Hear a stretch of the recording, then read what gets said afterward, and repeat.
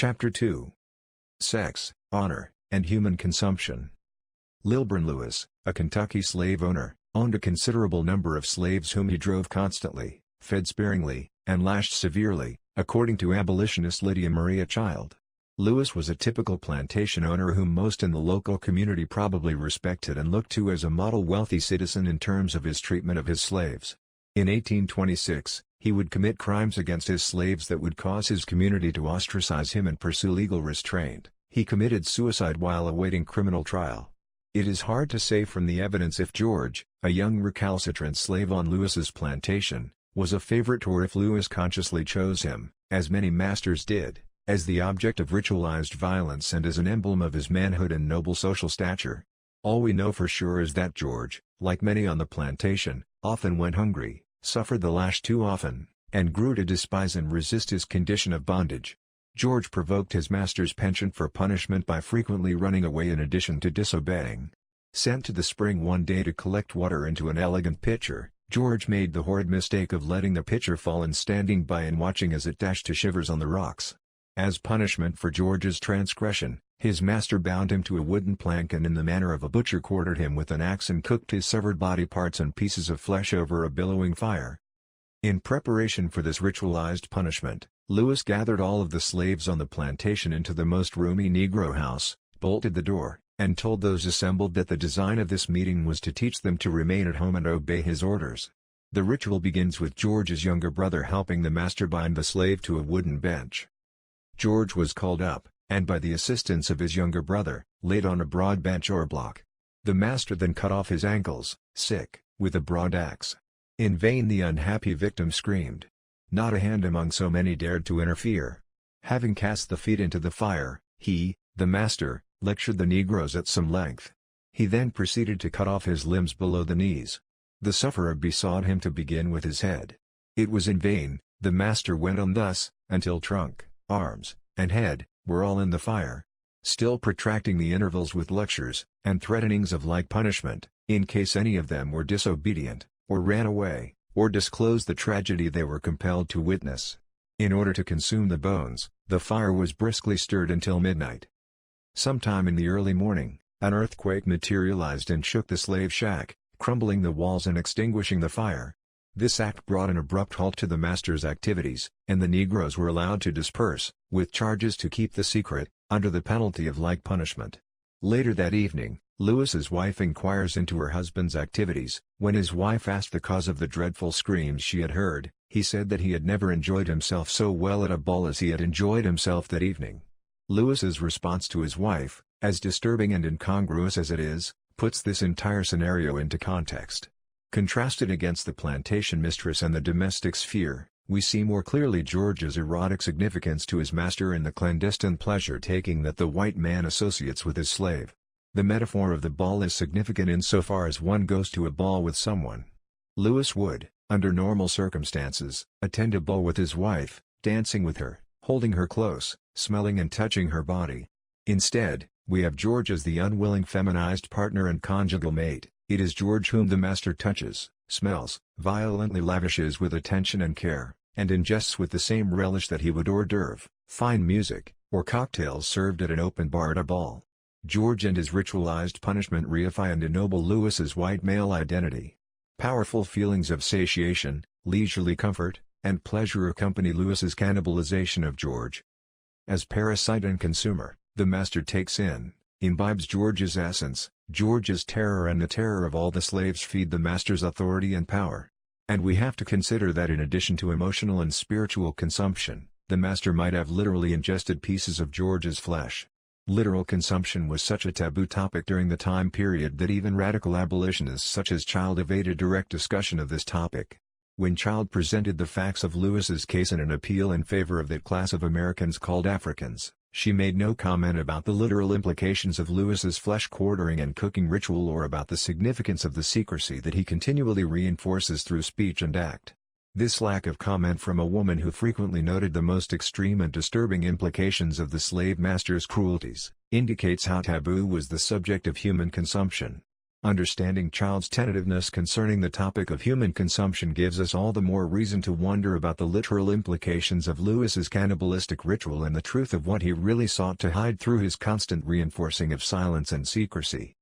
I begin this chapter with this graphic example of symbolic, if not literal, human consumption because it illustrates how there existed during slavery unspoken codes of white male honor and respectability connected to the consumption of the slave. Master Lewis reinforces the secrecy and clandestine nature of his actions by bolting the door of the slave cabin, threatening like punishment to those who disclosed the tragedy they were compelled to witness, and excavating and secretly reburying George's bones after the earthquake has leveled the building. Furthermore, his invocation of ball culture in his report to his wife clues us into how he associated social esteem and finery with the cannibalization of George. A heinous and unspeakable bond of clandestine honor and pleasure-taking binds Lewis to his slaves. As we see through events on the Lewis plantation, the most intimate sharers of the unknown secret were, in most cases, the slaves and the slave master, and the most reliable and enlightened witnesses were the slaves themselves. In slave narratives and ex-slave interviews, black persons correlated white consumptive appetites with Southern codes of honor and nobility. Whites rarely acknowledged the comments made by blacks. All the same, these repressed black voices provide invaluable insights into debates about cannibalism in the 19th century United States, the erotic and homoerotic implications of the consumption of slaves, and the unspoken codes of sex and honor that informed black male consumption. Orlando Patterson writes that the master's sense of honor was derived directly from the degradation of his slave, beginning in childhood and continuing through life in his despotic exercise of power. Elsewhere, Patterson emphasizes that the master generally camouflaged this association of honor with the master's relationship to the slave so as not to reveal his dependence, his parasitism of the slave. John Hope Franklin posits honor as the most central defining characteristic of 19th-century Southerner culture. The honor of the Southerner, Franklin proclaims, caused him to defend with his life the slightest suggestion of irregularity in his honesty or integrity, and he was fiercely sensitive to any imputation that might cast a shadow on the character of the women of his family. To him nothing was more important than honor. Indeed, he placed it above wealth, art, learning, and the other delicacies of urban civilization and regarded its protection as a continuing preoccupation. Franklin describes a public culture of honor wherein chivalry, how one was regarded in society, upper-class status, courtship practices, and rituals of social etiquette all played a role in the performance of and the display of male honor. However, when it came to the topic of consumption under slavery, these public rules and displays of honor took on a clandestine, unspoken cast. Proponents of Southern slave culture did their best to repress evidence of the slave master who would rather whip a Negro than sit down to the best dinner. Such persons reveal the existence of an acquired taste for and a premium placed on Negro flesh that went against myths that blacks were tainted, disgusting, and untouchable. The example of the Kentucky slave owner Lewis exemplifies notions of etiquette, good taste, homoeroticism, and gender variance in shaping white masculinity on the plantation. Yet the slave-owning community to which Lewis belongs and Lewis himself both conspire to hide and contain, through legal reprimand and suicide, the reality of the master's feeding upon slave and ennobling self and society in the process. Numerous documented scenarios of this type confirm that plantation masters maintained, in large part, a clandestine culture of honor and sex based in the social consumption of the slave. Still, as prevalent as such examples are, the dominant narrative, on and off the plantation, continues to be that the consumption of slaves brought dishonor to self and community. Going against this common assumption, I strive throughout this chapter to decipher the implicit social codes that, as Patterson observes, translated the slave's degradation into the master's despotic honor and, more specifically, into consumptive appetites that reified and ennobled white masculinity on and off of the plantation. Before we can understand and analyze this unspoken culture of honor associated with slave consumption, it helps to first understand how thoroughly a rhetoric of dishonor infused discussions of slave consumption in 19th-century America. Following this line of inquiry, I begin the discussion of consumption and dishonor by examining the prevalent 19th-century concern that the United States was becoming a cannibal nation. Clergy, congressmen, popular novelists, and Northern abolitionists, among others, passionately debated the topic of the United States becoming a cannibal nation as a result of its condoning and legally sanctioning slavery. Implicitly, those who engaged in this discussion presumed that cannibal nationhood was a dishonorable thing. Concerned with returning to the nation a sense of honorable and noble purpose, discussions among white Americans rarely focused on the particular codes of honor within cultures of consumption on the plantation. Neither did such discussion focus on the social consumption of the Negro within the nation at large, a reality that fugitive and emancipated black persons consistently emphasized in their writings and speeches. This national discussion of black male consumption and honor frames my ensuing discussion of literal instances of human consumption. In the 18th and 19th centuries, a number of different instances of cannibalism at sea, cannibalism that took place following shipwrecks, occurred involving black men. Although cannibalism at sea was common in the 18th and 19th centuries, reported cases focusing on the consumption of black males were not. Cases that involved black men, like the above-mentioned Essex affair and incidents associated with the Peggy and the French Tiger, still today evoke strong feelings of shame and dishonor among American whites and Europeans. These cases also illuminate how the choice made by whites to eat black men aboard ships coincided with ideologies of Negro inferiority and with the logic and practice of chattel bondage in the plantation South and other regions of the United States. By the 19th century, consumptive ideologies and practices on slave plantations had come to have a far-reaching influence, affecting even the consumption of blacks at sea. With such cases, it was not just a matter of survival of the fittest at sea, rather, in these examples of consumption of black men, we see the culture and ideology of slavery strongly influencing the choice of whites to murder and eat black men. On the whole, American citizens regarded the consumption of black men at sea as dishonorable. I argue, however, that there existed in such acts an implicit code of honor that spanned from southern plantations to northern abolitionist communities. To support my discussion of survival cannibalism, I also examine numerous other examples of the ritualistic quartering, seasoning, boiling, and cooking of blacks that bestowed honor and social stature upon white men. In the final section of this chapter, I examine the correlation among sex, honor, and human consumption. Throughout this chapter, as demonstrated through the Lewis plantation example, I presume an implicit interconnection among sex, honor, and human consumption. I make clear, though, in this last section of this chapter, how thoroughly homoerotic and homosexual desire shaped the master-slave relation and informed white male codes of honor. Erotic desire for the slave, as I argued in the previous chapter, frequently overlapped with consumptive appetites and practices. In the realm of the erotic, we get a clearer picture of the intimate ties between master and slave.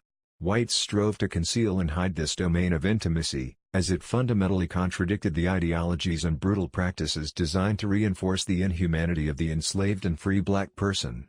Drawing on the narrated experiences of ex-slaves who graphically depicted the hungers, tastes, and erotic desires of white men for black men, I demonstrate that the literal and metaphoric ingestion of black persons often coincided with white male sexual appetite, titillation, and erotic play. The scenarios I examine reveal, at the basis level of social interaction, how sex facilitates the honorific social status of white men and their dominion over the enslaved person. I close this section in the chapter with an examination of the Nat Turner insurrection. Following his execution, whites boiled Turner's flesh down to a liquid and allegedly ingested it as a medicinal substance. The erotics of taste, sexualized violence, and white male codes of honor coalesced in this incident, bringing into plainer view this hidden culture of the appetite and hunger of white men. Cannibal nation. The social consumption of the enslaved person was such a concern in the colonial United States that senators, religious leaders, and abolitionists heatedly debated whether colonial America was becoming something akin to a cannibal nation. Among 19th-century abolitionists and other conscionable persons, the central issue was not the liberation and unburdening of the African soul but the moral implications for whites who were fast developing what many literally referred to as a cannibalistic hunger for black flesh. In the public domain, where this debate took place, whites regarded human consumption as a dishonorable act. Shame, national degradation, and widespread anxiety shaped the national debate, leaving no room for consideration of the secret codes of honor that white men maintained quietly among themselves. Feelings of shame and national dishonor motivated Horace Mann to address the House of Representatives on February 23, 1849. The oration was published later as Slavery and the Slave Trade in the District of Columbia. Speaking before his peers, Mann spoke of slavery as contagion, a rampant virus that wounds our moral and religious sensibilities. He offers an allegorical example of a clean, unpolluted northern statesman traveling to the District of Columbia and observing how slavery has tainted and corrupted the white citizens. In his allegory, He calls specific attention to the glorified purpose of white Americans as the race of men whom God endowed with the faculties of intelligence. He describes the white American man as despoiled of the power of improving those faculties as a result of institutionalized slavery, and makes reference to a dynamic of honor and shame impacting the lives of northern white citizens who condone slavery and the recapture of fugitive persons. It was difficult enough to convince whites at that time that the brutal treatment of the African person also had an effect on the African person's heart, emotions, and soul. Never mind trying, as man does, to bring the nation's and white statesmen's attention to the subtle motive and spirit undergirding the relationship between master and slave. Missing the allegorical point, a Mr. Broadhead responds to man, "Would you advance the slaves to an equal social and political condition with the white race?" A bit exasperated, man moves from this example of a white statesman to examples from English history, a discussion of race and skin color, biblical mythology, and additional legal statutes as a means of generating self-reflection in his audience. Finally, feeling that his point still had not been adequately conveyed, man asserts what he had perhaps all along meant to say, that U.S. slavery was a form of social cannibalism and that whites were becoming, unbeknown to themselves, the very cannibalistic types that they feared and projected upon every strange land and people they encountered. It is as though a man should migrate from one of those South Sea islands, where cannibalism is legalized, and where the public authorities, according to reports of travelers, not only condemn and execute a criminal, but dine on him after he is executed. Man also references cannibalism law and his sense of a cannibal jurisdiction that helps sustain this culture he describes. Not only does man accuse slave owners of practicing a type of symbolic, and perhaps literal, cannibalism, he also implicates northern states who, according to the practice of returning fugitive slaves to the masters, forego cannibalism rights but are nonetheless implicated in the appetite and principles of human consumption practiced in southern states. In other domains of society, American citizens attempted to describe this appetite for human consumption that was cultivated in the context of slavery.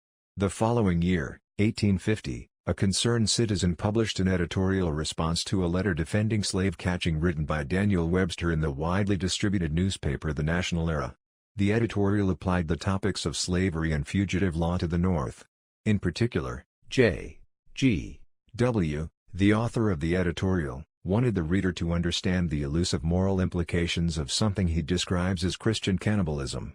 The editorial begins, "We are more pained than surprised, therefore, to find the great Massachusetts Senator, Daniel Webster, taking another step downward.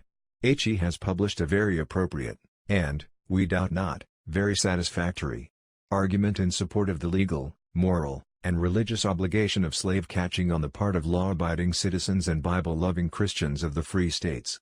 It is a literary monstrosity which will make the fortune of the antiquarian who shall hereafter bring it to light, when Christian slaveholding shall have become as difficult of comprehension as Christian cannibalism." Many Christian slave-owning whites thought of themselves as rescuing Africans from a heathen land. Heathenism included, among other things, sexual licentiousness, incest, polygamy, and cannibalism. The idea of a Christian slaveholding cannibal or a northern, thoroughly Christian cannibal type was, as J. G. W. points out, inconceivable. It was a literary monstrosity that twisted the religious theologies, legal tenets, and rhetorical logic underlying church and state into monstrous forms. These looming monsters terrified many northern whites.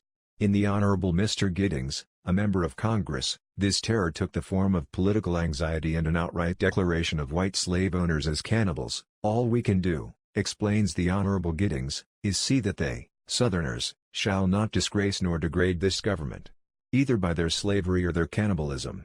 Our motto is, keep your slavery, your disgusting barbarity, within your own states.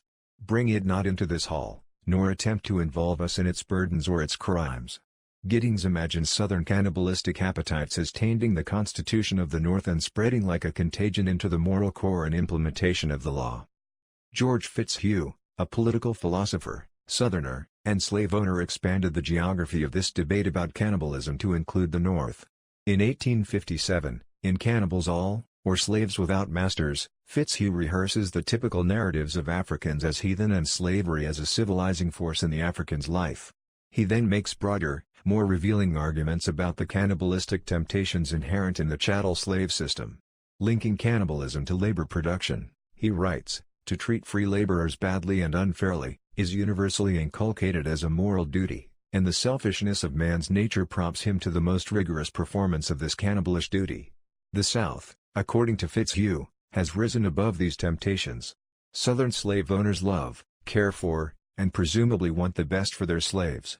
It is Northerners, asserts Fitzhugh, who are in danger of becoming cannibals. It is Northerners who advocate a laissez-faire economics and ultimately unequal, unfair consumption of the labor of the disenfranchised working class. Where Southern slave owners love Negroes, Fitzhugh sees Northerners as having the aversion to Negroes. In implicating the North in a capital-based system of human consumption, Fitzhugh harkens back to ancient European legacies and traditions of human consumption that prefigure mercantilism and U.S. chattel slavery. These cannibalistic practices were, as Fitzhugh asserts, sometimes connected to aristocratic abuse and the profiteering interests of the business class. They figured in ancestral rites, religious practices, and burial rites. Edward Gibbon, relying on the authority of St. Jerome, reported that the Scots and Picts of pre-Christian England formerly delighted in the taste of human flesh so that they attacked the shepherd rather than his flock for their horrid repasts. Romans accused Christians of consuming human blood in their rituals, a contested accusation that is still debated among contemporary scholars. A 15th-century German print depicts the murder of Simon of Trent, with Jewish rabbis assembled around his body harvesting his blood for consumptive purposes. There was a largely unremarked upon strand of medical cannibalism practiced in Victorian and Renaissance Europe. This type of cannibalism involved mummifying the bodies of criminals and other persons so that the parts could be later ingested for medicinal purposes. Europeans brought this tradition to early colonial America, and in the 18th and 19th centuries, there were those who still maintained the practice. According to W. Ahrens, the forgetting of such legacies and the blanket consigning of human cannibalism to faraway lands and peoples has informed the mission of European global expansionism and occupation of other lands in essential ways. Much to our satisfaction, the discussion of cannibalism as a custom is normally restricted to faraway lands just prior to or during their pacification by the various agents of Western civilization. Explorer, conquistador, missionary, trader, and colonizer all play their roles in the civilizing mission. Correspondingly, if the time is lengthened sufficiently back to the pre-Christian era, we permit ourselves a glimpse of this sort of savagery among our own forebears. Ahrens finds it noteworthy that as Christian-influenced European groups encountered foreigners in other lands, they consistently mediated this contact with myths and assertions of cannibalism. Accusations of cannibalism have served as a handy tool in the arsenal of conquest. Furthermore, the creation of Africans and Native Americans as cannibals has allowed European Americans to refashion themselves as anything but cannibalistic, erasing in the process their European legacies of cannibalism and their newly developed appetites and hungers for flesh in the New World. On this latter point, Ahrens says, cannibalism becomes the feature of the faraway or the foregone, which is much the same thing. In the way that the dimensions of time and space are interpreted, they, in the form of distant cannibals, are reflections of us as we once were. This dichotomy of them and us is a crucial point of distinction that helps explain why the notion of white civilized cannibals brought to the mind and heart such strong feelings of dishonor, shame, and disgrace in 19th-century America. In a European colonialist mode of thinking, the presence of cannibalistic others marked a philosophical boundary, a threshold of human versus non-human experience. It helped Europeans and white Americans establish the rigid boundaries of the real, of the humane and inhumane, of chaos and temporal/spatial order, of honorable and dishonorable social status in the process of empire and reality building. Cannibalism, according to Jeffrey Sanborn, has functioned as the ungraspable margin that limits and distorts the objective, and which is, precisely, the real. To accept human consumption as a social reality and norm would have called for a fundamental rethinking of American civil identity and epistemic reality. Even more, it would have demanded of whites an acknowledgement of the deep and pervasive ways they had come to objectify the African and black person at the same time that they maintained intimate and acquired tastes for the black person's flesh, emotional presence, and soul in the 19th century. Eating blacks at sea. In the public domain and realms of debate, Northern whites mostly sought out a means to excise the dreaded Southern cannibal from the American landscape. The debate stayed in the realm of the ideological, with clergy, lawyers, congresspersons, and artists discussing the Negro's presence in his problematic social role in metaphoric terms. Ultimately, White men wanted to return to their persons and to the nation at large a sense of honor and nobility that they felt white Southern slave-owning men had degraded through their consumptive appetites and social practices.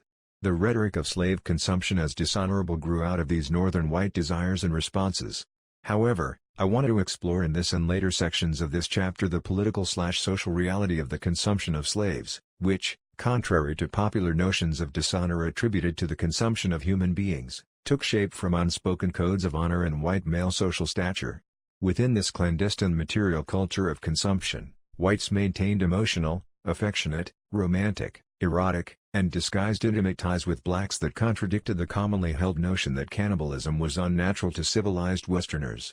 According to Henry Bolingbroke's A Voyage to the Demerary, 1807, the reason Westerns consider cannibalism to be unnatural is that it seems to be a principle of our nature, to be averse to devouring what has been an object of affection. Scholars within cannibalism studies frequently cite Bolingbroke's assessment of Western aversion to cannibalism as a means of ameliorating any correlation between Western advancement and human consumption.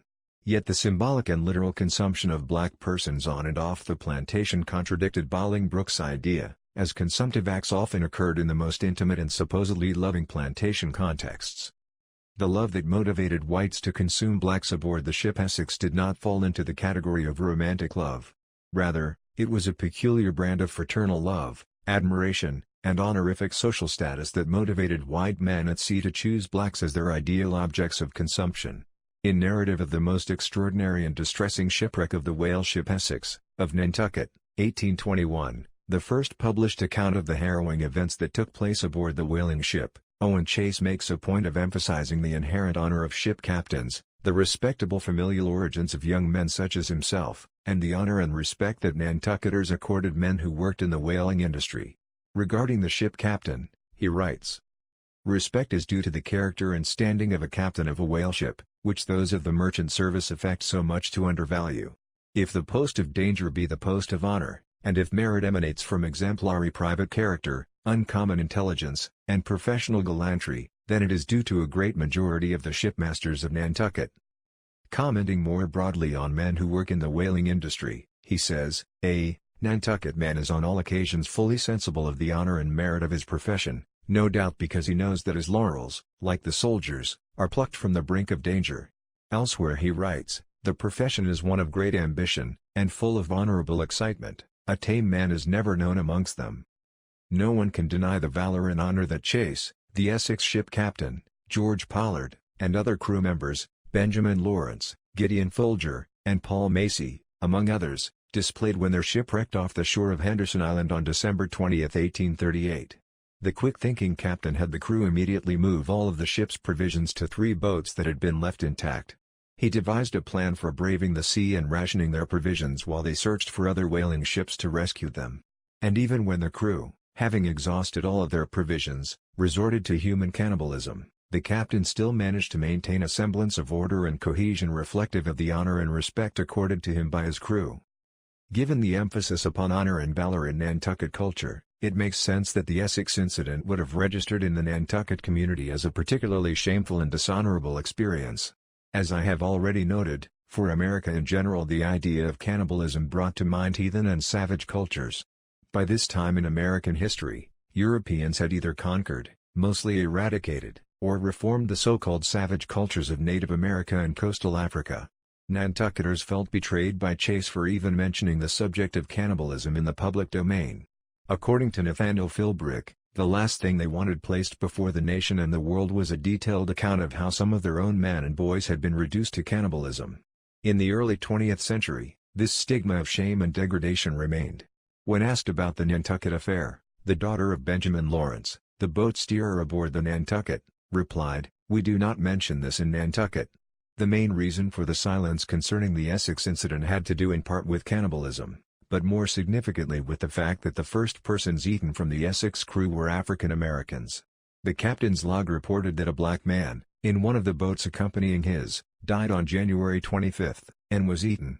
On January 23, a black man in the captain's boat died, and his body was shared for food between the crews of both boats.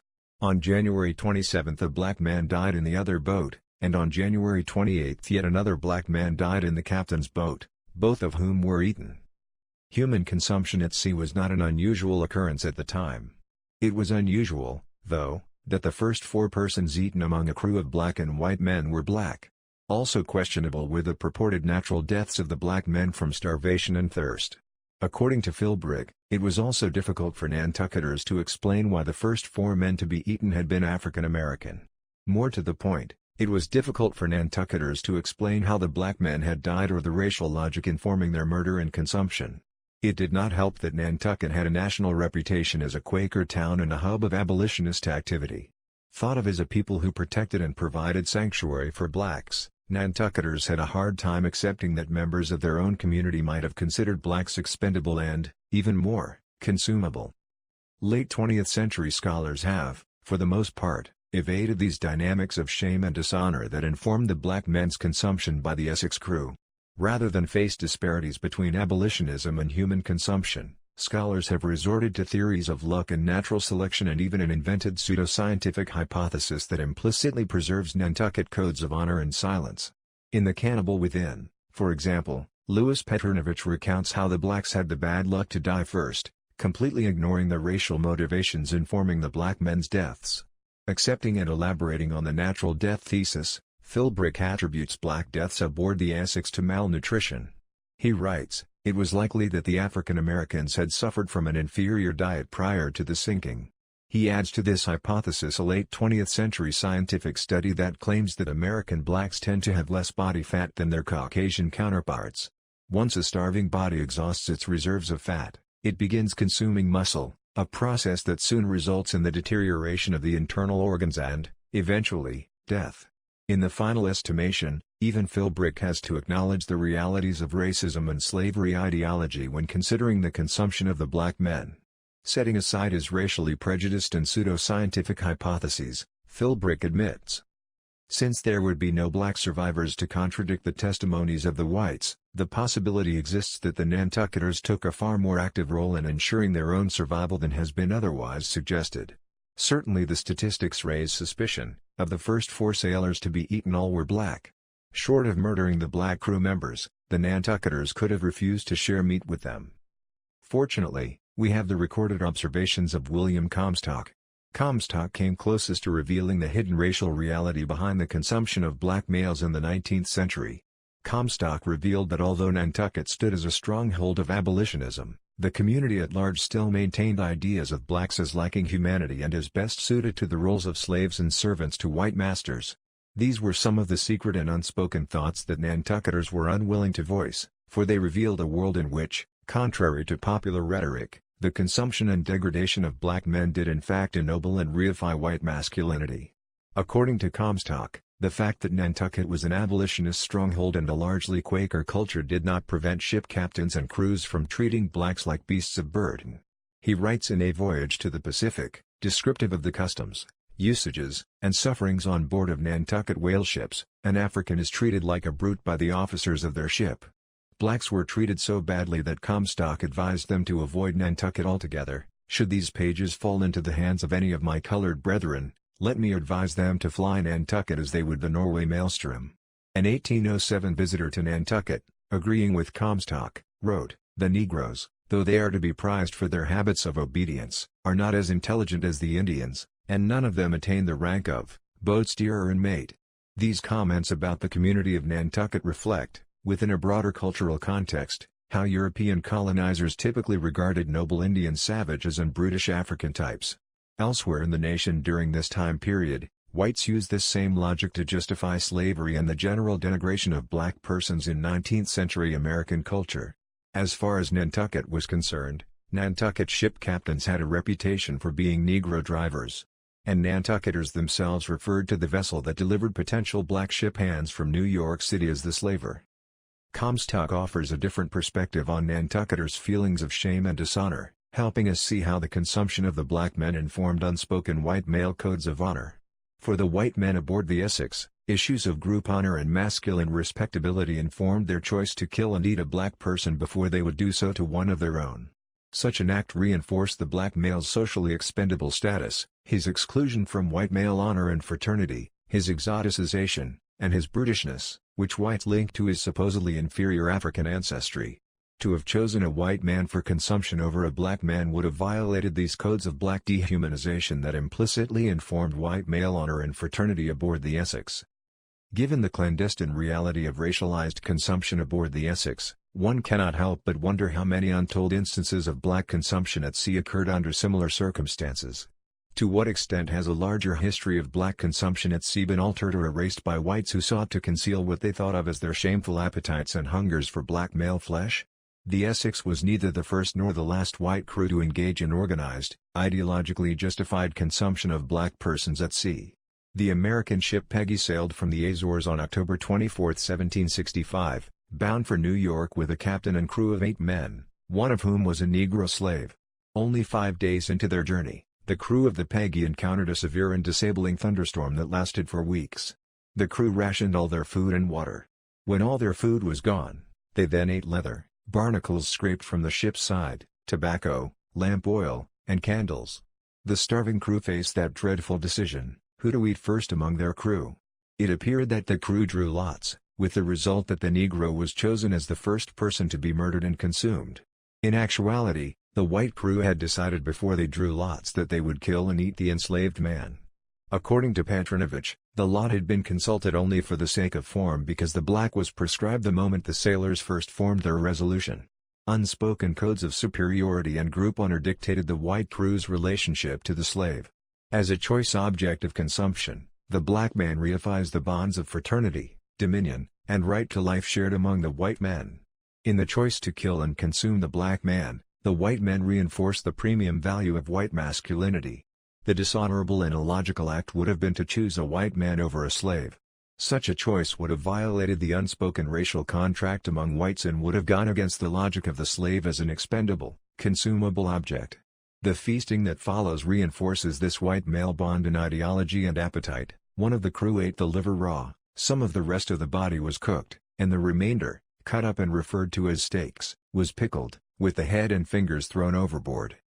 Curiously, in the Peggy incident, whites employ rituals of democracy and fairness to disguise for themselves and the slave the real nature of the social contract. The white men cast an arbitrary vote and allow all present seemingly equal participation. Yet the reality is that the white crew members cannot bring themselves to publicly admit the slave's expendable status, nor can they, for that matter, admit within the public domain how their masculinity and noble social stature take form and definition from the notion of the slave as consumable object. Such scenarios raise a number of unanswered questions. Why did the white men feel compelled to present an image of equal status with the slave? Why did they feel the need to hide their honorific social stature or to act outside of the extant master/slave, white/black power dynamic? The empty lot-drawing ritual reflects the sense of dishonor that Americans associated with human consumption, at least publicly. Though isolated in days from civilization, the white crew cannot bring themselves to acknowledge the larger culture of black consumption. They cannot bring themselves to embrace, in a public and ritualized manner, the honorific and fraternal social bonds that the enslaved man's consumption reifies and sustains. If these white men, isolated and stranded at sea, could not bring themselves to claim the import and reality of black consumption, one can only imagine the depths of repression and silence within broader 19th-century American culture. Again, it should cause us to wonder, how many other blacks did whites consume at sea and how thoroughly have white Americans, and perhaps other groups of American citizens, repressed this social reality? In Nantucket, most of the white community agreed to maintain a tight-lipped silence concerning the consumption of a black man at sea. In addition to preserving white male honor, Nantucketers needed to preserve the integrity of their industry. If the truth about the consumption of black men was widely distributed, it would have affected their economy, their ability to recruit black ship hands. Because colonial-era whites had so much to lose, by way of property, repute, and livelihood, we should regard our acknowledgement of the Essex and Peggy incidents as only the starting point of a discussion that will, with the recovery of more precise historical evidence, deepen and complicate our understandings of the consumption of blacks at sea. The meaning and practice of seasoning. In the public domain, whites, I have shown, either repressed the topic of human consumption or spoke of the consumed slave as a philosophical and moral issue. However, the slaves, having less to lose, described their enslavement as a form of appetite and Epicurean hunger for black flesh that whites cultivated in the context of physical abuse, sexualized abuses, and all manner of daily master-slave relations. In John S. Jacobs's slave narrative, entitled A True Tale of Slavery, he frequently described scenes he witnessed on the plantation in a language suggestive of consumption. He opened his narrative by describing the slave trader as a human fleshmonger. His own masters he describes as hungry heirs to a general feast of blood. This feast included black men who were hunted down and beheaded and slaves who were beaten so that their flesh was like a steak.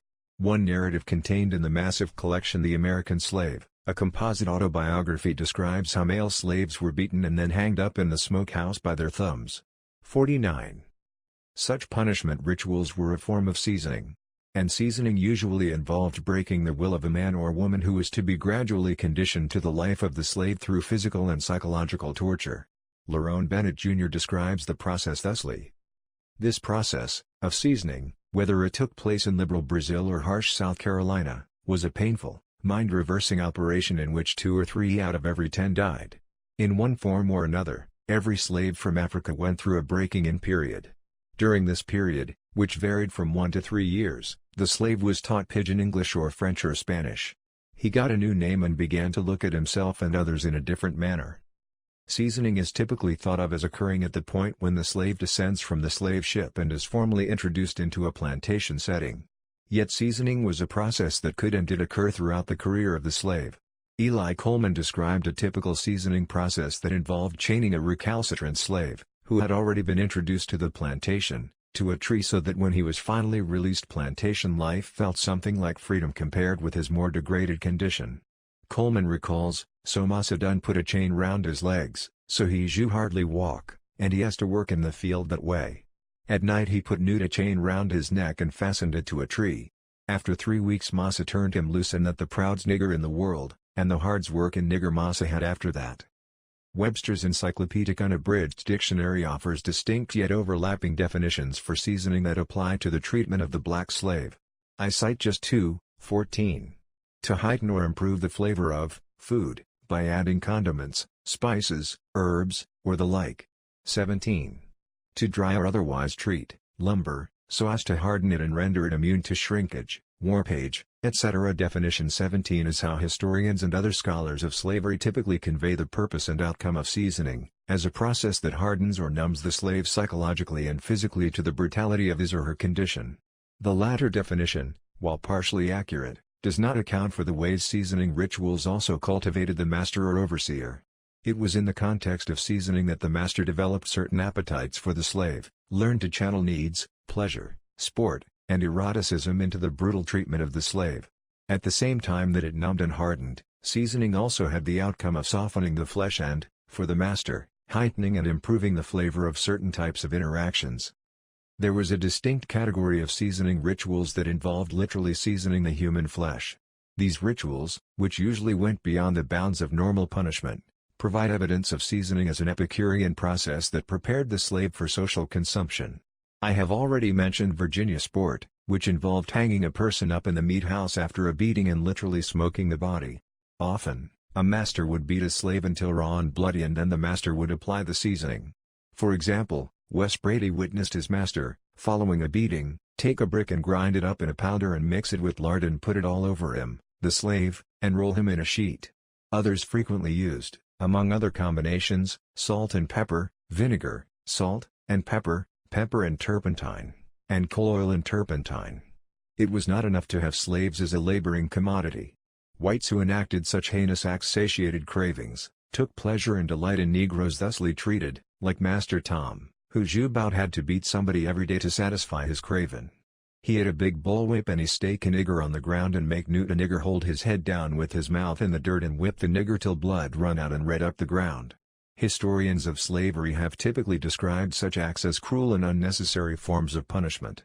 Yet the descriptors cruel, unusual, and punishment do not adequately define the craven, the institutionalized hunger that often characterized the master's relationship to his slaves and, more specifically, to his male slaves.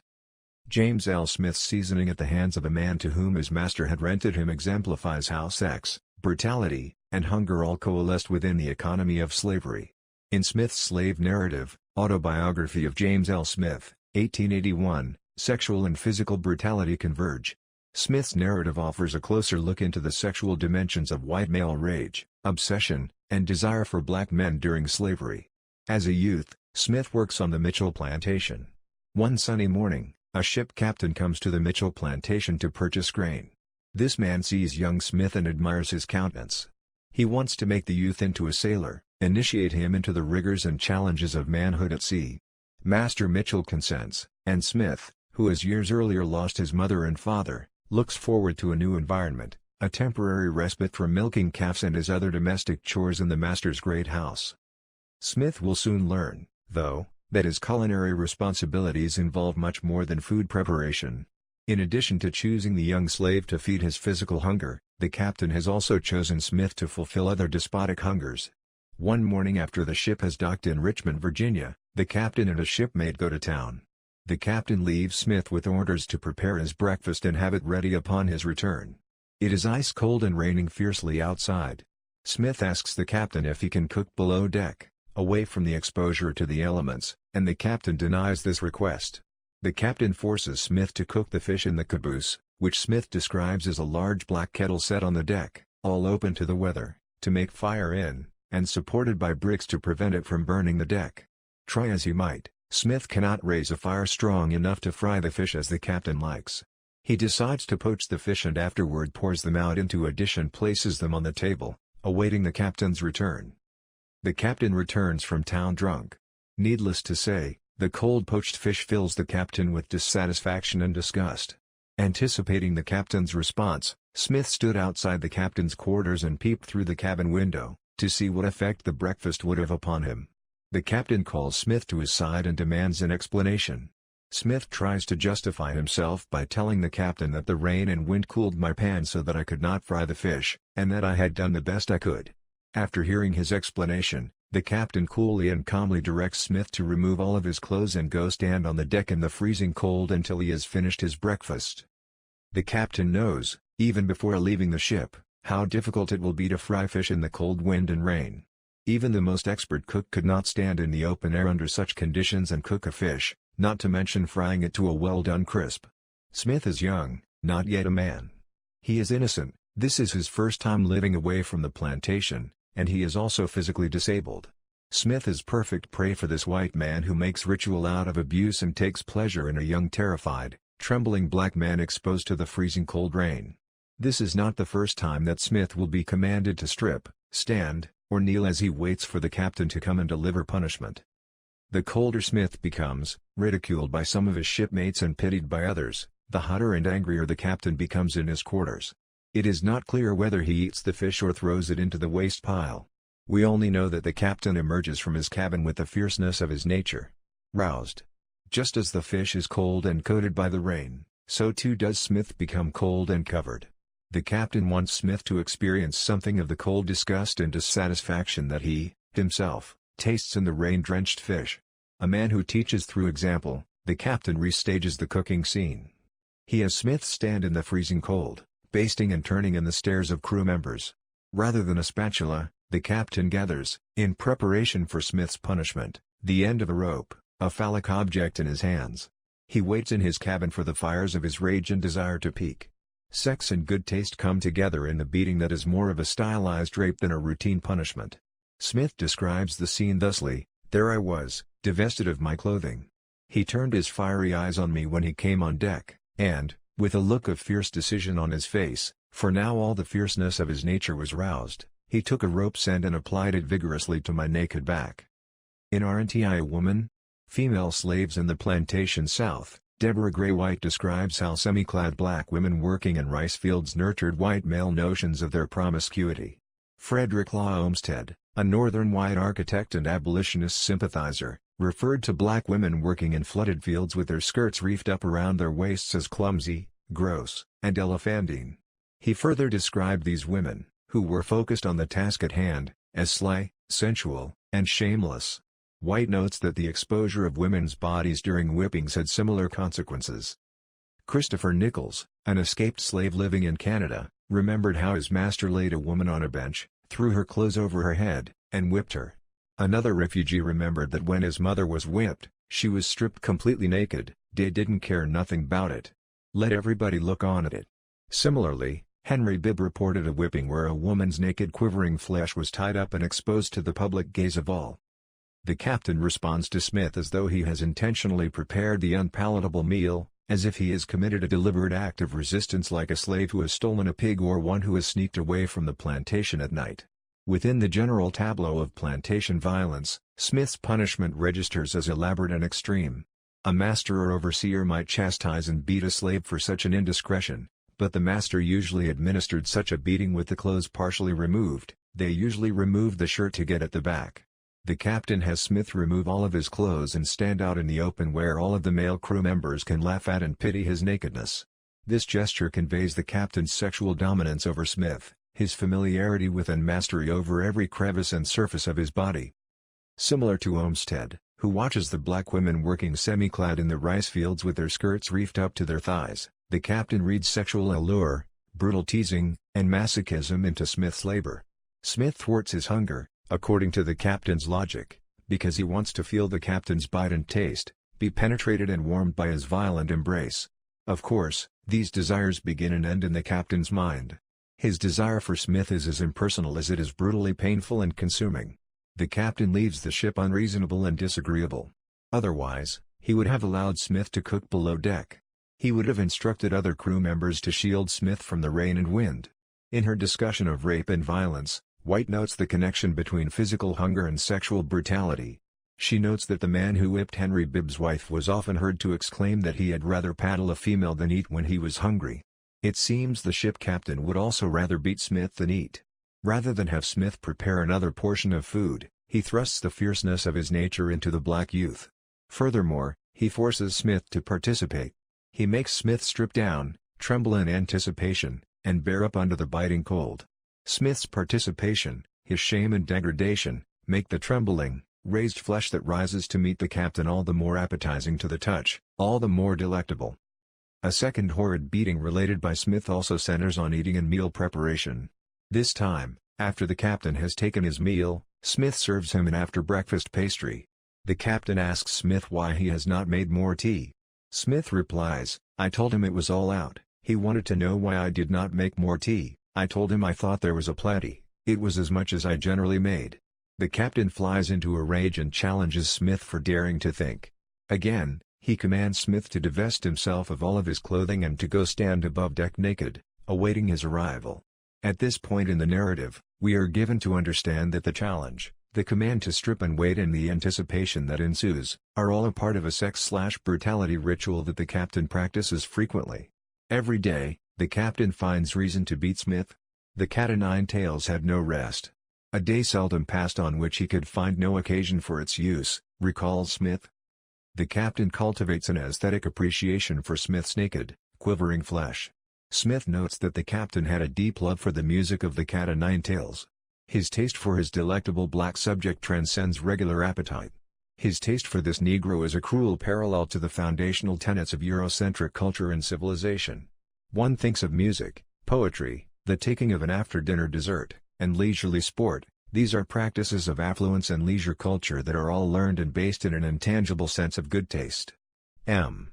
F. K. Fisher, a scholar of Epicureanism, has developed a categorical list that explains the importance of and process of cultivating taste. A number of the items on her list are particularly relevant and help explain how the captain's cultivated taste for the Negro overlaps with and reinforces more traditional categories of Eurocentric taste.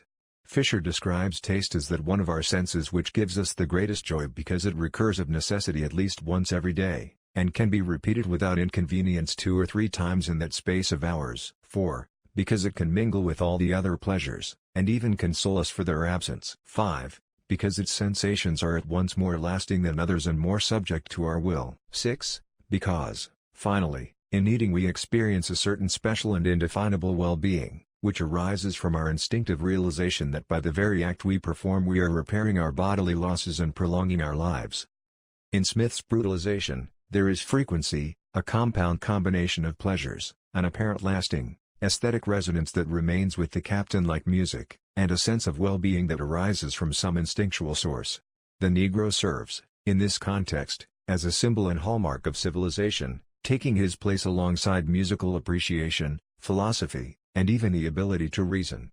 The ship captain chastises Smith for thinking, for daring to think outside of his useful role of sexual object, delight, and masochistic morsel. French political philosopher Montesquieu observed, "It is impossible for us to assume that these people, Africans, are men, because if we assumed they were men one would begin to believe that we ourselves were not Christians."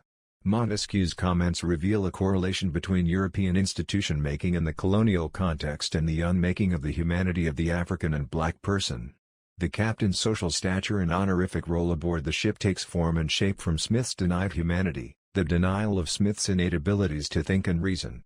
When the captain finally arrives after finishing his breakfast and tea, he puts Smith down on his knees in a position more blatantly sexualized than the first one. Smith relates, "When he did come he put my head between his legs, and while I was in this position I thought my last days had come. I thought while he was using the cat-o'-nine-tails to my naked back, and hearing the whizzing of the rope, that if ever I got away I would throw myself overboard and put an end to my life." The captain places Smith between his legs in a position simulating an animal on all fours. He positions Smith's head below his genital region and gives himself ample access to Smith's back and buttocks. Holding Smith in this manner between his legs, the captain beats him almost into unconsciousness. Smith feels that he wants to die. "The captain punished me so much that I was tired of life." He jumps overboard and almost drowns. The captain relishes Smith's struggles between life and death. Reaching up for help, Smith sees the captain. "He sat perfectly at ease, or composed on the deck looking at me, but making no effort to help me." This, finally, is the prize and revelation. The peril of Smith's soul and the tormenting of his spirit feed the captain. A parasite, the captain feeds upon the terror and loss of self Smith experiences. Only because Smith is his host, a vital source of his manhood, livelihood, and honor, does the captain finally draw the young black man up to the surface. This scene calls to mind a similar one relayed by Olaudah Equiano. Equiano describes a master who, after punishing his slaves, would then have them get into a long wooden box or case he had for that purpose, in which he shut them up during his pleasure. It was just about the height and breadth of a man, and the poor wretches had no room when in the case to move. This master placed his slaves in a coffin. This type of punishment, like that which Smith undergoes, the master used to emphasize the slave's socially dead status. It was a method of emptying out and making the person into an instrumentum vocal, perfectly flexible, unattached, and deracinated. In this way, the master reinforced for himself and to all members of the community, that the slave existed only through the parasite holder, who was called the master. On this intersubjective level the slaveholder fed on the slave to gain the very direct satisfactions of power over another, honor enhancement, and authority. Smith makes the captain a man, rather than the captain's making him the same. When the captain first leases the young boy from the plantation, he tells him that he intends to make him into a sailor and a man. In truth, Smith is a type of food source to the captain's white masculinity. The captain reinforces Smith's infantile state by stripping him down, parading him before crew members, and not allowing him to express an intelligible thought. Domination of the black youth ensures the captain's supremacy. Smith, we can say with certainty, undergoes a change through this process of the captain's making him into a slave being the opposite of a freedom-possessed man, a slave being, in a Hegelian sense, a sycophantic personality that takes identity from the deific power of the master. All of this to a great extent we know or have seen analyzed. But what does it mean, to alter the Hegelian dialectic, for the slave to be a type of food and the master a cannibalistic social agent? Stretching the dialectic even further, what does it mean when the nature of the consciousness that exists for itself is consumption, human consumption on the levels of sex, psyche, and soul?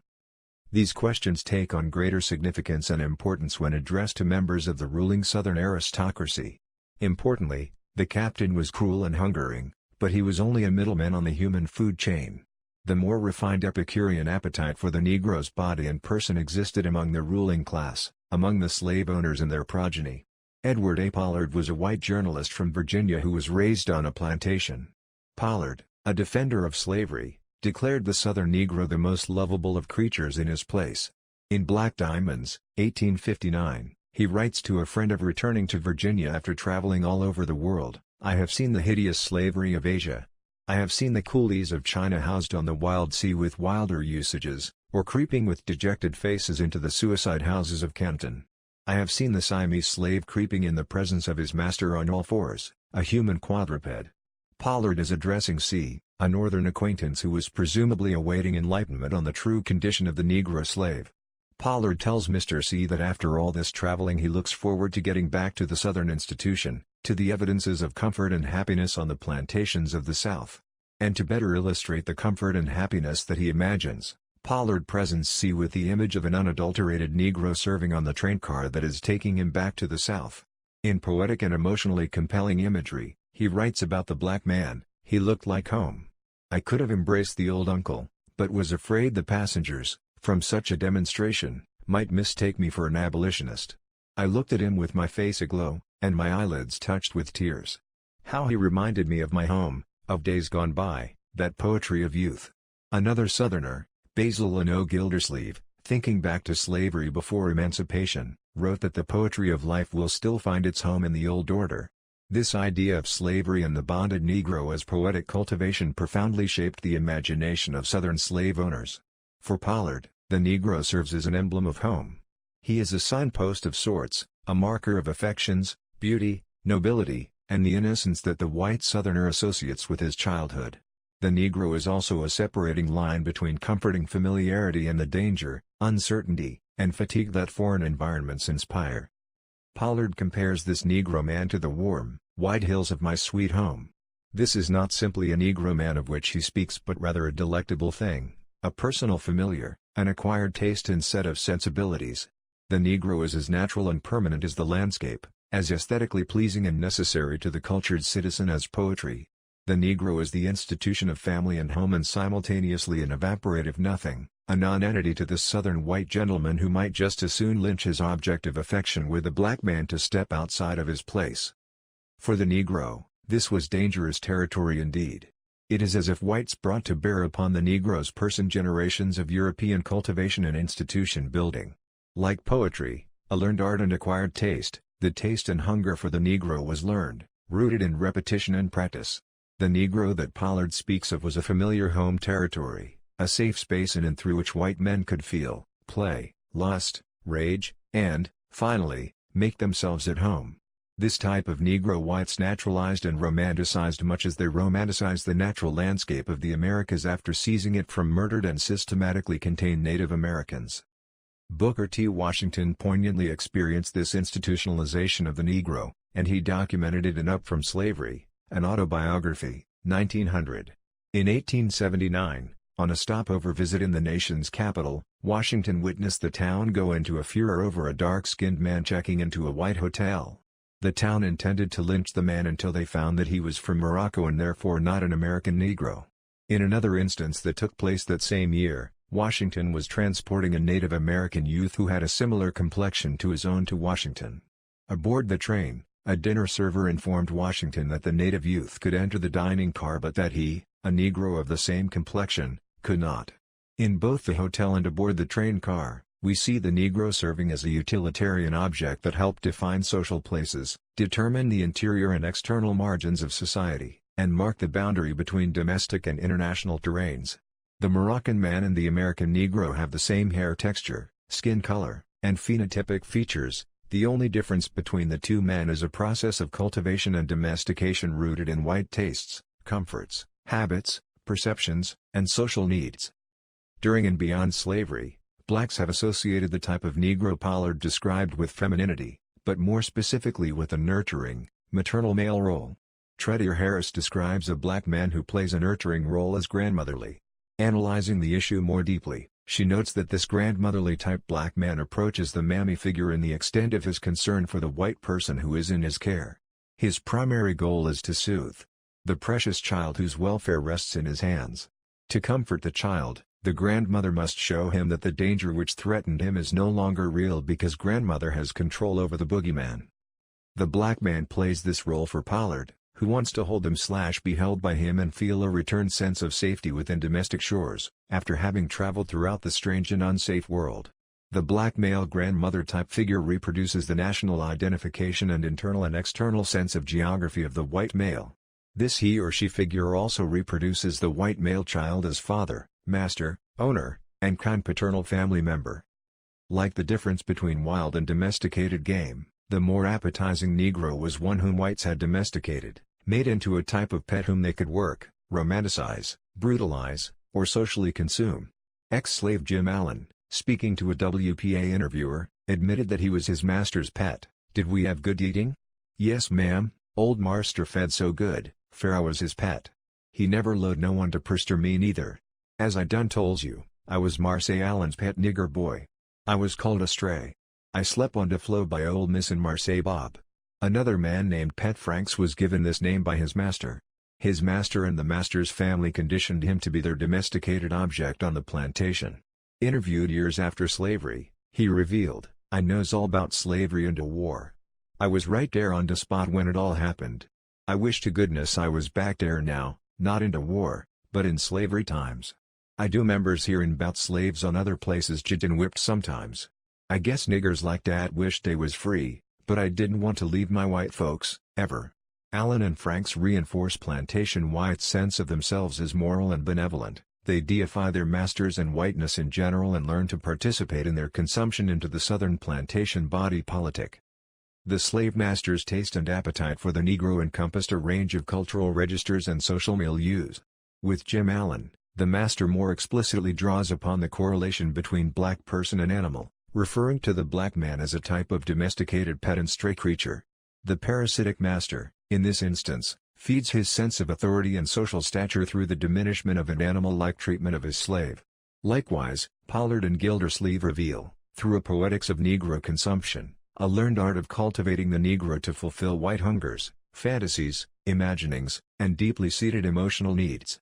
Even with the legal freeing of the enslaved population, Washington cannot escape what I describe as the institutionalization of the Negro. The Negro is vacuous and emptied-out social entity, a template upon which the white man and white culture inscribes its humanity and social reality. This range and diversity of examples gives us a context for and a means to better understand in James L. Smith's narrative the references to musical appreciation, the captain's construction of Smith as an entity that does not reason and think, and the captain's choosing of Smith as a host meant to feed and reify his social stature and honorific standing among the members of his crew. We cannot fully appreciate the captain's scripted rituals of food and flesh consumption if we do not understand as well how a process of learned, cultivated aesthetic appreciation whets and slakes his appetite. As well, we cannot fully interpolate the significance of the captain's rage at Smith's daring to think if we do not understand how the captain imagined Smith as domesticated creature, as pet to his desires and needs, as a safe and home-like space that nurtures and sustains. We should understand ritualized human consumption of the type that Smith undergoes as a reified and highly stylized example of a much broader and more pervasive phenomenon. Long before we get to Smith's concrete example, whites had constructed a social reality and set of conditions in which social consumption can occur. We should not think of consumption simply as acts that momentarily occur but as an already existent set of philosophical and social conditions that operate prior to and following acts of literal and ritualized consumption. The taste of Nat Turner. In the final section of this chapter, I want to more concretely deal with the topics of taste and flesh cultivation that emerged from Smith's abuse. Nat Turner's life and political legacy represents one of the most graphic documented cases of white cultivated tastes for the Negro manifesting as literal consumption and the harvesting of body parts. The literal consumption of Turner alongside the sexualized consumption of Smith offer a fuller picture of white hunger for black flesh and sex coinciding with white male codes of honor and self-glorification. The themes of white male nobility, a cultivated appetite for the Negro, and human consumption all informed the life and legacy of Nat Turner. As a result of the controversial nature of Turner's memory and legacy, in his hometown of Southampton, Virginia, there exists to this day no memorial to commemorate his life and his efforts to free enslaved persons of the region. Outside the historical society in the center of town, there is a colonial-era house that stands on a raised brick foundation behind a sign that reads, "This is the last house on the killing spree of Nat Turner and his men." Whites regard Turner, in local lore and memory, as the murderer of whites and their babies, as a twisted, sexual deviant, and as a depraved example of criminal insanity. In antebellum America, whites even went as far as to depict Turner and his accomplices as murderous cannibals who hungered for white flesh. In Harriet Beecher Stowe's fictional rendering of the Turner Revolt in Dread, 1856, she has a black male insurrectionist say, "When the Lord saith unto us, Smite, then will we smite. We will not torment them with the scourge and fire, nor defile their women, as they have done with ours. But we will slay them utterly, and consume them from off the face of the earth." Even among the most well-intentioned white abolitionists, the harsh reality of unmitigated black male violence and retribution conjured racist images of African cannibals engaged in human consumption. From abolitionist tract to court records to the journals and correspondence of U.S. statesmen, this notion of Turner and his soldiers as cannibalistic held sway. For example, Governor John Floyd of Virginia described in his diary a cannibalistic scenario that had been conveyed to him through written transcripts of court trials. Throughout this affair, he noted, the most appalling accounts have been given of the conduct of the Negroes, the most inhuman butcheries the mind can conceive of, men, women, and infants, their heads chopped off, their bowels ripped out, ears, noses, hand and legs cut off, no instance of mercy shown. Floyd paints the image of Turner and his men killing and then tearing open, ripping through, and harvesting a white person's body parts. Whites from the North and South, of both abolitionist and slaveholding sentiments, contrived to paint an image of Turner as cannibalistic and, more importantly, as a dishonorable and self-hating man. In History of Virginia, from its discovery and settlement by Europeans to the present time, Robert R. Howison describes Turner as small and somewhat feeble in body, but of shrewd and enthusiastic mind. Newspaper accounts from the time proliferated with misinformation designed to discredit and dishonor Turner's efforts. In the American Beacon, they had Turner admitting to cowardice and fanaticism. He, Nat Turner, acknowledges himself a coward and says he was actuated to do what he did, from influence of fanaticism. He says the attempt originated entirely with himself. The Petersburg Index, reporting on the Turner insurrection over 30 years later, described the Black Revolutionary thusly: Nat Turner came out of the dismal swamp starved at last, and was taken and hung as a monster black fiend, and history has passed him as a murderer on the gallows.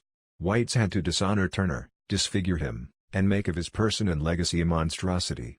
Such a strategy of character assassination deflected attention away from the real, brutal circumstances of slavery that initiated Turner's revolt and the incidents of literal consumption that informed the execution of Turner and the treatment of his corpse. After Turner was captured, he was hung, skinned, and bled and his body was boiled down to grease. Blacks of the region around this time swore off the consumption of castor oil. According to William Sidney Drury, a late 19th century historian, the famous remedy of doctors of antebellum days, castor oil, was long dreaded for fear it was old Nat's grease. Drury and others have referred to such beliefs as an older prejudice common among older darkies. Even younger, more liberal historians, such as Scott French, have labeled black concerns over consuming Nat Turner as folk belief. For the most part, scholars have shied away from the question of what Southampton whites wanted with Nat Turner's grease. In contrast to the rhetoric of Turner as a monstrous and unpalatable figure, it helps to know that during that time period, white men associated honor and nobility with unspeakable acts of violence and consumption perpetrated against black bodies. General Epps, for example, described the treatment of black persons as revolting, inhuman and not to be justified and characterized by acts of atrocity. Perhaps the general had in mind individuals like the following black man whom whites shot, quartered, and beheaded for no reason at all, except that he knew nothing about the Turner insurrection. He told them he didn't know anything about any insurrection. They shot several balls through him, quartered him, and put his head on a pole of the fork of the road leading to the court. This is no exaggeration. If the Virginia newspapers may be taken as evidence, the Turner insurrection brought out in whites, in particular in white men, a violently stoked appetite and rabid hunger for black flesh. Unspoken codes of honor and vengeance drove whites to quarter, burn, maim, and behead blacks, whom they saw as having violated the sacred provinces of white masculinity, white family, and the innocence embodied in murdered white babies. In this context of unchecked violence, there was nothing to keep plantation whites from first murdering and then tasting and ingesting Turner. Yet since slavery, Southampton whites have made a mockery of black observations of white cannibalism and denied the same observations made by whites. In a 1931 editorial, J. S. Musgrave cites from a history text that documents the consumption of Turner. The excerpt reads, "Nat's body was boiled up, his oil saved and sold for a long period as a panacea for all ills and known as Nat's grease." Musgrave refers to these documented observations as pure, unalloyed bunk.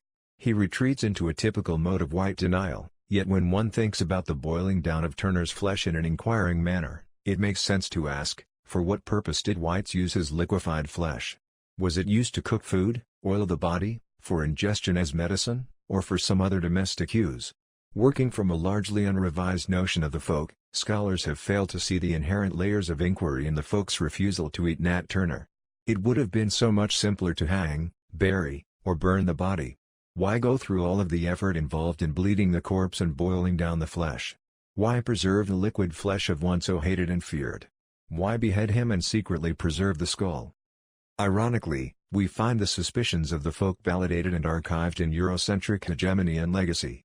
The treatment of Nat Turner's body might possibly date back to Renaissance and early American societies. Under the auspices of medical cannibal, the practice of preserving and ingesting body parts for medical purposes, Europeans preserved and ingested blood, skin, and other body parts. According to Shirley Lindenbaum, it was common for Renaissance and Victorian-era Europeans to ingest human tissue, usually that of an executed criminal, as a supposed medicine or tonic.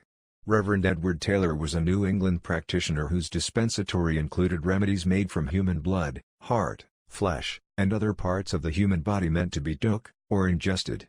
In this practice, which Taylor brought over from England, the body parts were usually obtained from criminals hanged for various crimes. It was commonly thought that the best parts came from artificial mummies who had died a violent death. Not surprisingly, one cannot readily find such information in general inventories of medical supplies in the early American colonies or within the contents lists of apothecaries. Southampton Whites and others involved with the Turner insurrection wrote to deny this European legacy of the consumption of criminals and, more specifically, of Turner as a nutritional substance. With intention, Whites have reconstructed the narrative of Turner's consumption through metaphors of the Negro as disgusting and tainted and through references to the grotesqueness of the Negro body and soul. Governor Floyd described the Turner affair as leaving him with a bad taste in my mouth.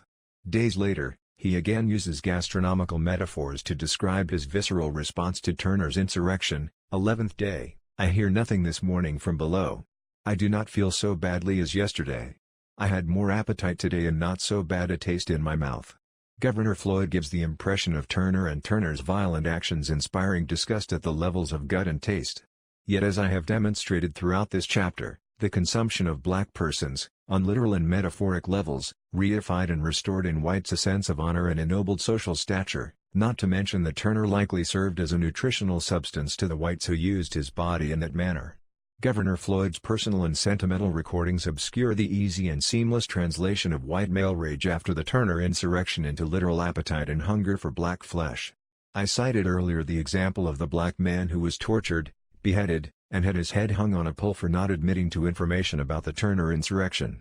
Rare and honest white citizens from the time period described the treatment of blacks in the region following the insurrection as a reign of terror, that is, white-inspired terror. What better way to annihilate the threat of one's terror, I'm speaking of white terror here, than through consumption, a permanent taking in of that which horrifies, that which embodies the threat of self and communal annihilation. Governor Floyd's response to the taste of Turner, though one of revulsion, indicates that Whites had all manner of appetite-based responses to Turner. The governor's outrage, terror, and sense of violated honor take the form of abjection. In others, similar sentiments generated the opposite effect, leading Whites to rape, pillage, behead, and castrate blacks. Tasting and ingesting Turner in this context of retribution and erotic violation would have represented for white men the ultimate erotic and satiating act. Rather than projecting their desire, through the violation of black bodies, communities, and homes, white men could, through the oral ingestion of Turner, experience at first hand a taste of the terror, fascination, hatred, and death wish that they felt toward the black liberator. Given this fuller explication of the autoerotic and necrophilic implications of the consumption of Turner, it makes better sense that Whites would, still today, deny and attempt to suppress black accusations of white appetite for and consumption of Turner. That consumption reveals too much, takes us too deep, for the comfort of most, into the interior reality of white males' hunger and the death drive they fixated upon the Negro. For at least 2 generations, the entire Southampton black community stopped using castor oil. This gesture of communal solidarity and fear of consumption of a black man is arresting for what it conceals and also for what it reveals, through a communal gesture of silence and knowing.